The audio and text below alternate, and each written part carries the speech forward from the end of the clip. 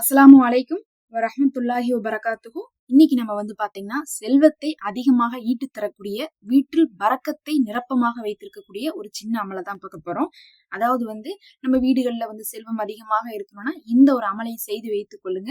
உங்க வீட்டுல ஒரு 3 இடத்துல இந்த ஒரு அமலை செய்து வைத்தால் போதும், உங்களுக்கு பரக்கத் அதிகமாகும், ரிஸ்க்குடைய வாயில்கள் திறக்கப்படும். இதை பாத்தீங்கன்னா அனுபவபூர்வமாக ஒருவர் ஒரு இன்டர்வியூல சொன்ன ஒரு விஷயமா தான் இருக்குது. சவுதியில இருக்கக்கூடிய ஹஜ்ஜாஜ் பின் யூசுப் அப்படின்னு சொல்லக்கூடிய ஒரு செல்வந்தர், ஒரு பெரிய சேக்கு, அவருடைய வாழ்க்கையில இதை பின்பற்றி வந்ததாக சொல்லப்பட்டிருக்கு. அவர் பாத்தீங்கன்னா நல்ல செல்வந்தராக இருக்காரு. அவர்கிட்ட கேட்கப்படுது, நீங்க என்ன செஞ்சீங்க இந்த அளவுக்கு உங்களுக்கு செல்வம் வர்றதுக்கு, நீங்க இவ்வளவு பெரிய கோடீஸ்வரராக வாழ்வதற்கு உங்களுக்கு காரணமா இருக்கக்கூடிய ஒரு அமல் என்னன்னு கேட்கும்போது, அது எனக்கு மட்டும் இல்லை, என்னுடைய குடும்பத்தினர் எல்லாருமே செஞ்சு வந்த அமல், அதனாலதான் எங்களுடைய வம்சமே செல்வத்திலேயே இருக்கிறோம் அப்படின்னு சொல்றாங்க. அப்ப அந்த அமல் என்னன்னு சொல்லிட்டு கேட்கப்படும் போது அவர் சொன்ன அமல் இந்த அமல் தான். முதல்ல நாம இந்த அமலை செய்யறதுக்கு தேவையான 2 பொருட்கள் எடுத்துக்கணும். ஒண்ணு பாத்தீங்கன்னா கிராம்பு, இன்னொன்னு பாத்தீங்கன்னா நம்மள இடத்துல இருக்கக்கூடிய பணமும். அங்க அவங்க பாத்தீங்கன்னா சவுதியுடைய ரியால வச்சு அவங்க செஞ்சிருக்காங்க. நாம நம்மளுடைய பணத்தை வச்சு இது செய்யலாம். நமக்கு தேவையான பணம் எடுத்துக்கலாம். இவ்வளவுதான் எடுக்கணும்ட்டு அளவு இல்ல, வேணுங்கிற அளவுக்கு பணம் எடுத்துக்கலாம், நம்மள்ட்ட இருக்கிற அளவுக்கு எடுத்துக்கலாம். அதே மாதிரி பாத்தீங்கன்னா ஒரு சில கிராம்புகளையும் நம்ம எடுத்துக்கணும்.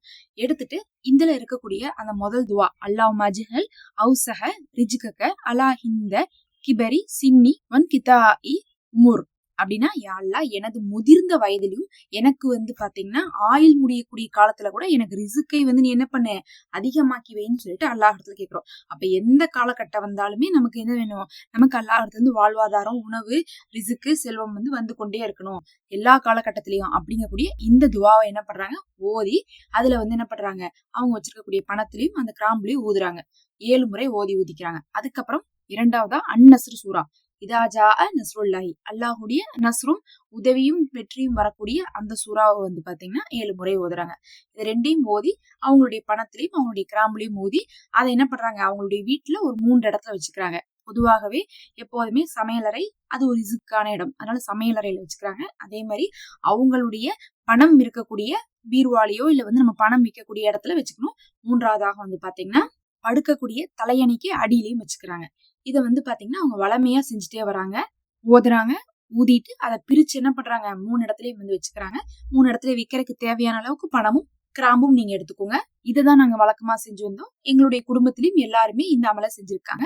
அதனாலதான் எங்களுக்கு அதிகமாக பாத்தீங்கன்னா செல்வம் வந்திருக்கு. எங்களுக்கு இது ஒரு பெரும் பரக்கத்தை கொடுத்துச்சு, ஒரு அபிவிருத்தியான அமல்னு சொல்லியிருக்காங்க. அதனால இந்த அமல் பாத்தீங்கன்னா பலராலையும் அதுக்கு பின்னாடி செய்யப்பட்ட ஒரு அமலாக இருக்கு. இதை நீங்க செஞ்சு பாருங்க. நிறைய பேர் கடன் பிரச்சனை இருக்குதுங்கிறீங்க, இன்னும் தொழில் அமையல, வருமானம் வரல, திருமணத்துக்கு போதுமான காசு இல்ல, எவ்வளவோ கஷ்டங்கள்ல இருக்கீங்கன்னு சொல்லிட்டு கமெண்ட்ல துவா செய்ய சொல்றீங்க. உங்களுக்காக நம்ம துவா செய்து கொண்டுதான் இருக்கிறோம்.